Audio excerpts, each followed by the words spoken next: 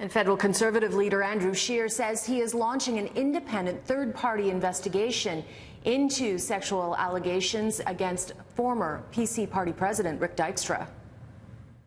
There's always concerns that are raised about what happened. The key is to make sure that if there were breakdowns, if there was a lack of a process, if any of these allegations are true, obviously we have to make sure it doesn't happen again in the future. I think we can all agree on that. As different things come to light, and again, it's very difficult when a lot of them are coming through anonymous sources in the media, then I think it is essential to guide that process going forward, to have an understanding of exactly what happened when you have a lot of these allegations. Dykstra stepped down from his position amid allegations of sexual assault dating back to his time on Parliament Hill. There are also allegations that the party knew of the accusations when they allowed Dykstra to seek re-election in his Southern Ontario riding. Scheer says he will strengthen the party's staff code of conduct and implement mandatory training for all staff and candidates. Now, before Dykstra stepped down, of course, so did Patrick Brown, vacating this office amidst allegations of sexual misconduct. And it's hard to believe those allegations surfaced just 1 week ago, and the party has been in turmoil ever since, in an unprecedented week of politics here in this province. For more analysis and insight, here's part of a conversation I had with Adrienne Batra, who is the editor-in-chief at Toronto Sun.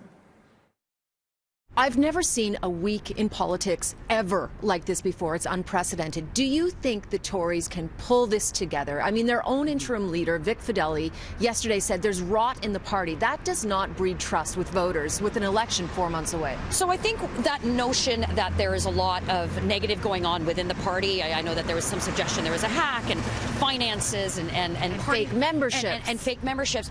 I view some of that as just a bit of a red herring right now, and maybe a distraction to the larger issue, and that is moving ahead with who their next leader will be and actually how they're going to accomplish the task in a very short, unprecedented order about getting someone a new face for the voters by June 7th. I would argue that it's never been more crucial to pick the right leader as it is in this instance right now, because if they can find somebody that carries on the platform but has the charisma that Patrick Brown was lacking, they might still be able to take on Kathleen Wynne.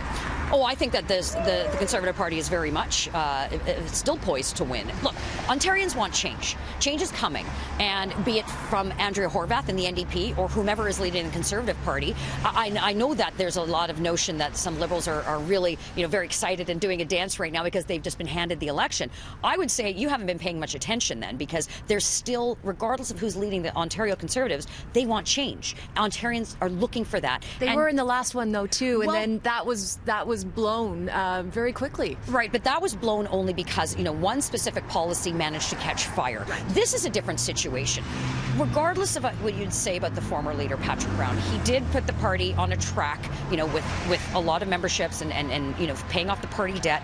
And a palatable enough platform that would be good for voters in the 416, because that's where the Conservatives always have a hard time. The red fortress.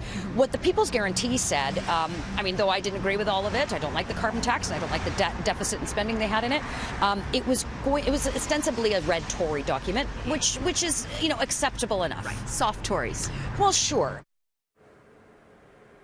Now, there's a new poll out by Main Street, and it's interesting to note that the Liberals and the NDP have not benefited from Patrick Brown's departure. In fact, what it's done is make more voters undecided. Now, the poll also finds more women would vote for Carolyn Mulroney under the PCs than they would if Patrick Brown was still the leader, and that out of all of the names being floated right now, hers is possibly the best option. However, that could just be because she has the highest name recognition. Now, coming up, what's next for this party in disarray? Well, as the PC leaders will be debating tonight, the executive will be debating the new rules around the PC leadership, and that could be a game changer.